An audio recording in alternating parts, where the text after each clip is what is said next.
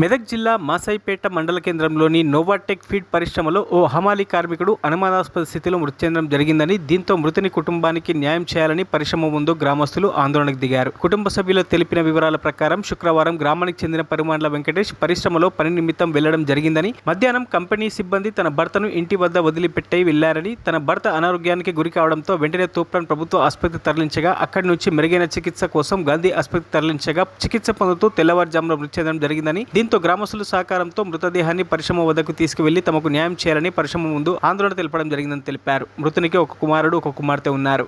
12:30 direct cutting పెట్టుకున్నా. Shankar Guddu Patel cutting कर रहा, कर रहे तो उसमें मोमुनीलाल कटिंग कर रहा. तीन आदमी बोरी जा रहा, वेंकटेश भी बोरी जा रहा. तो मैं क्या बोलूं,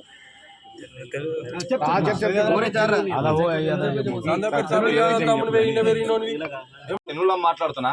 నువ్వు 20 మందితో పని చేయించుకుంటావు, 40 మంది పని చేయించుకుంటున్నావు. నువ్వు 40 మంది పని చేయించుకున్నప్పుడు నీ యాజమాన్యం ఎట్లా తీసుకుంటుంది? 40 మందిని నువ్వు 20 మందిని ఎట్లా కడతావు? సరే, నీ లోకల్ అంటే ఆధార్ కార్డు లేదు, బీహార్ ఛత్తీస్గఢ్ అంటే ఆధార్ కార్డు లేదు.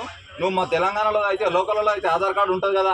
నువ్వు మరి ఇలా పని చేసినప్పుడు 2 ఏళ్ళ నుంచి పని చేసినప్పుడు 221 రోజు పని చేస్తే ఖచ్చితంగా ఈఎస్ఐ పిఎఫ్ నువ్వు కట్టాలి. కట్టనప్పుడు నీ మీదనే కేసు అవుతుంది. నువ్వు వాళ్ళు 2-3 ఏళ్ళ నుంచి పని చేసినప్పుడు నువ్వు ఎందుకు తీసుకోలేదు వాళ్ళ ఆధార్ కార్డు? ఇది ఇయ్యమన్నారా? లోకల్లో ఆధార్ కార్డు లేదా? నువ్వు ఇట్లా ఎంతమంది పని చేయించుకుంటున్నావు?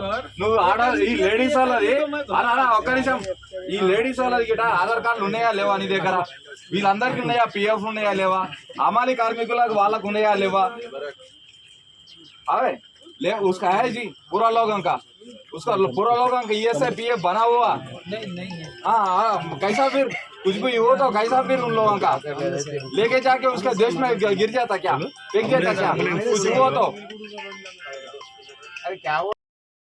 మరిన్ని అప్డేట్స్ కోసం మా ఛానల్ని సబ్స్క్రైబ్ చేయండి.